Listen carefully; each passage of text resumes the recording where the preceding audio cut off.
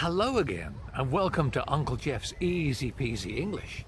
And today we're looking at the present perfect continuous to talk about things that happen or have been happening up until the time of speaking, which is now, which is 11 o'clock in the morning.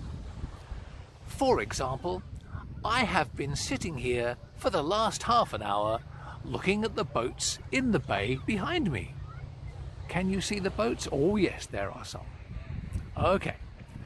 Or you can say, I have been sitting here since 10 o'clock looking at the boats in the bay behind me.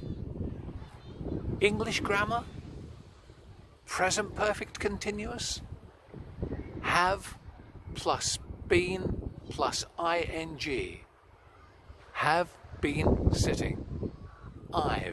I've been sitting here for the last half an hour and it's lovely, but I think it's time now for a cup of tea. That's always a good idea. We'll see you next time on Uncle Geoff's Easy-Peasy English. Ta-ta, bye for now, thanks for watching.